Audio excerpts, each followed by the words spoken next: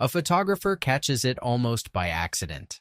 A 20-year-old Barcelona forward, already turning heads across Europe, is holding someone else's newborn son, asleep, wrapped up, barely a week old. Nobody in that room has any reason to remember this moment. 19 years later, that same sleeping baby walks out in a World Cup final, wearing the shirt of the country, trying to end Lionel Messi's career for good. This weekend, at MetLife Stadium in New Jersey, Argentina and Spain meet in a World Cup final for the first time in history. And the baby from that photograph, now 19, now one of the most dangerous attackers alive, has a name: Lamine Yamal. So how does a baby who once slept in Messi's arms end up trying to knock him out of his last World Cup? The strange part is, the answer has almost nothing to do with football. Argentina and Spain barely have a football rivalry at all. A handful of friendlies. No goal either country still argues about. What these two teams are actually replaying this weekend started 200 years before either player was born. Spain arrived on the Rio de la Plata in the early 1500s. By 1580, Buenos Aires existed as a Spanish outpost, silver and cattle shipped back to Madrid. The population governed by viceroys who answered to a king they'd never seen in person. That arrangement lasted almost 250 years. Then, in May of 1810, colonists in Buenos Aires forced the Spanish viceroy out and started a war that took 8 more years to finish.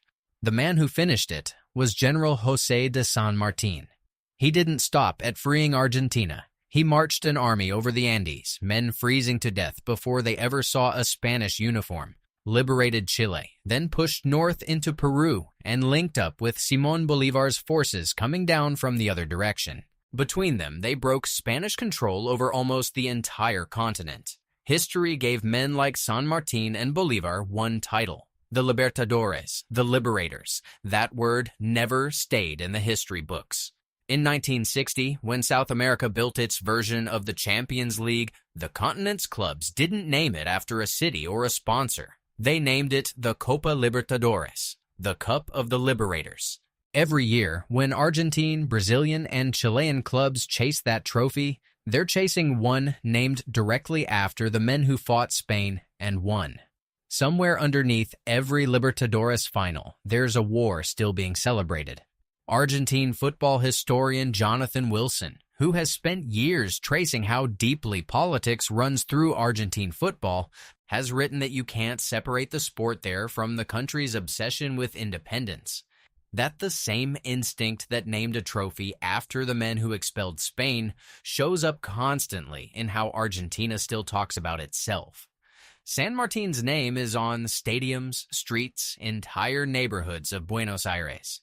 He's closer to the country's version of George Washington than a line in a textbook.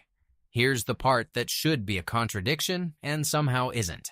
Argentina never stopped speaking Spanish, a country that fought a war to leave the empire, kept the empire's language, and then spent 200 years turning it into something Spain barely recognizes.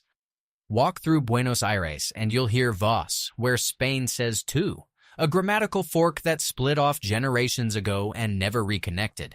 You'll hear an accent shaped less by Madrid than by Naples and Genoa because between 1880 and 1920, millions of Italian immigrants reshaped how Argentine Spanish sounds, moves, even gestures. Uruguayan writer Eduardo Galeano, who spent his career writing about the hidden politics inside South American football, argued that the sport itself carries this same inheritance. A European game played with an accent Europe never designed and can't fully claim. So when Argentina calls itself Spanish-speaking, it's telling a half-true story. The language survived. Almost everything else didn't.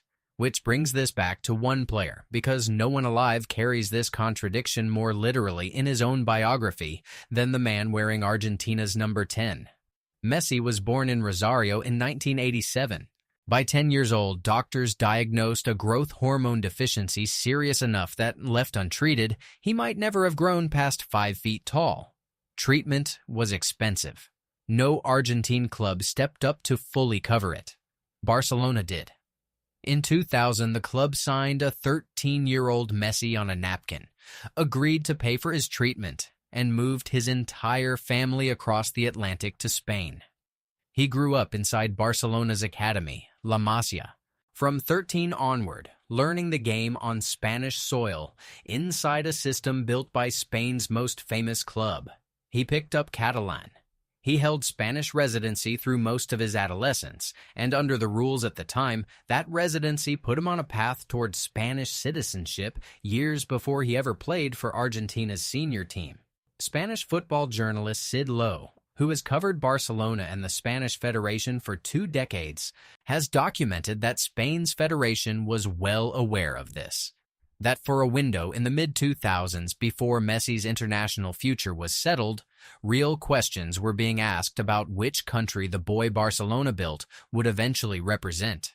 He answered that question in 2005. 18 years old, sent off less than a minute after coming on for Argentina's senior team. A forgettable night, except that it was the moment the door closed for good. Every trophy since, every World Cup run, every night Argentina has needed him, has belonged to the country he was born in, not the one that built him. Argentine journalist Ezequiel Fernandez Moores, who has spent his career studying how the national team functions as something close to a life raft for the country's identity, has pointed out that this is exactly why Argentina holds on to Messi as tightly as it does. Not because of the passport he could have carried, because of the one he chose to use. Messi's story with Spain isn't the only one worth knowing here. Neither is Yamal's, and it runs the same current in the opposite direction.